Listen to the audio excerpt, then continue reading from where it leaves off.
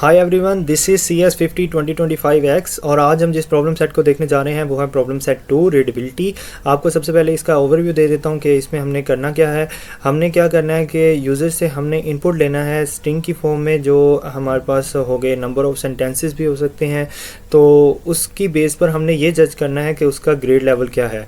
अगर उसने complex words इस्तेमाल किए हुए और लॉन्ग वर्ड्स इस्तेमाल किए हुए तो उसका ग्रेड लेवल ज़्यादा होगा as compared to that input के उसने सिंपल सेंटेंस इस्तेमाल किया हुए, सिंपल वर्डिंग का इस्तेमाल किया हुआ। ठीक है, तो हम कैसे ये जज करेंगे कि उसका ग्रेड लेवल क्या है। तो हमें उन्होंने एक फार्मूला दिया हुआ है, कोलिमन लेओ इंडेक्स फार्मूला। ठीक है, इसमें हमें क्या करना है, हमें लेटर्स को मल्टीप्लाई करना है 0.0588 से और फिर एवरी नंबर ऑफ सेंटेंसेस को मल्टीप्लाई करना है 0.296 से और फिर इस फार्मूला से हमें पास ग्रेड की वैल्यू आ जाएगी कि उसका ग्रेड लेवल क्या है।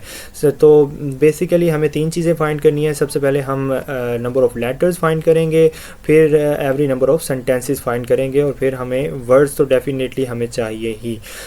हम एवरी नंबर ऑफ़ लेटर्स कैसे निकालते हैं कि हम total number of letters divided by total number of words multiply by 100। इसी तरह एवरी नंबर ऑफ़ सेंटेंसेस हमारे पास आ जाएंगे, total number of sentences divided by total number of words multiply by 100। ठीक है, इनकी वैल्यू निकाल के हम इस फार्मूला में पुट कर देंगे। ठीक है, चलिए जी स्टेप बाय स्टेप देखते हैं। स्टेप नंबर 2 में देखते हैं जी क्या करना होता है। जी हमें सिंपल हमने लाइब्रेरीज़ को इंपोर्ट करना होता है विजुअल स्टूडियो कोड में।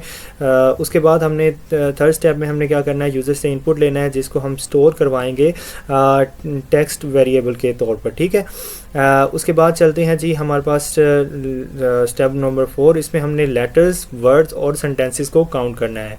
हमने क्या किया कि हमने एक हमने 3 वेरिएबल्स लिए और उनको डिक्लेयर कर दिया 0, वर्ड्स 1 और सेंटेंसेस 0। अब लेटर कैसे हमें पता चलेगा, हमारे पास जो भी अल्फ़ाबेटिक करैक्टर्स होता है वो एक लेटर होगा। हम फंक्शन का इस्तेमाल करेंगे इज़ अल्फ़ा, जो ये चेक करेगा क्या कि यूज़र का इनपुट करदा जो हमारे पास वर्ड है क्या वो क्या वो अल्फ़ाबेटिक करैक्टर है। अगर वो है तो उसमें हम एक इंडेक्स, हर इंडेक्स पर एक 1 ऐड करते जाएंगे लेटर्स। अब वर्ड्स कैसे काउंट होंगे जी, वर्ड्स हमारे पास ऐसे काउंट होंगे कि अगर फॉर एग्जांपल यूज़र ने जो भी इनपुट दिया है उसके बाद फॉर एग्जांपल ये है काउंट। अब इसमें काउंट के अंदर हमारे पास नंबर ऑफ़ लेटर्स कितने हैं, 1 2 3 4 5।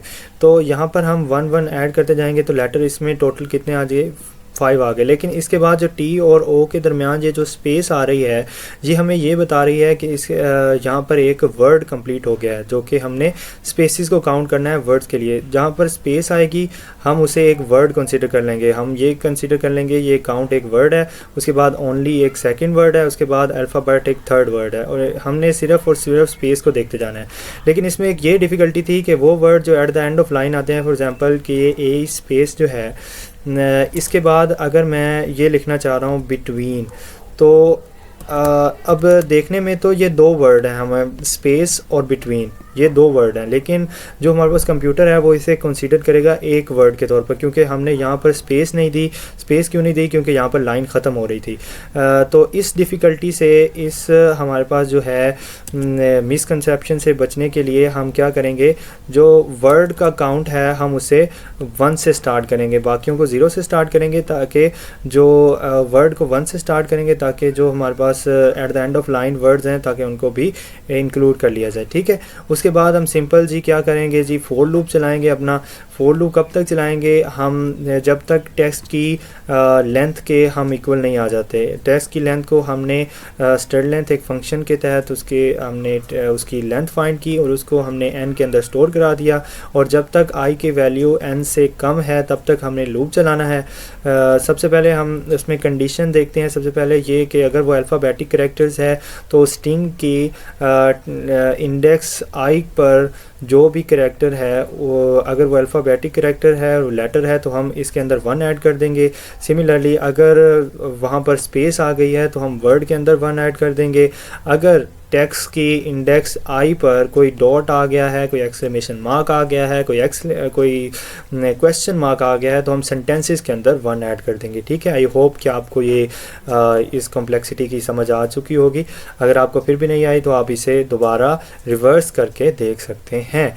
अब चलते हैं स्टेप नंबर 5 पर। हमने क्या करना है, हमने यहाँ से जो हमने लेटर्स, वर्ड्स और सेंटेंसेस फाइंड किए हैं उनको हम इन लेंथ के फार्मूले में पुट करेंगे। Total number of letters divided by total number of words multiply 100। इसी तरह सेंटेंसेस के फार्मूला कैसे बनेगा? Total number of sentences divided by total number of words multiply by 100। अब इनकी जो लेंथ और स्ट्रिंग की वैल्यू सेंटेंसेस की वैल्यू आ गई है, उनको हम इस फाइनल फार्मूला में पुट कर देंगे।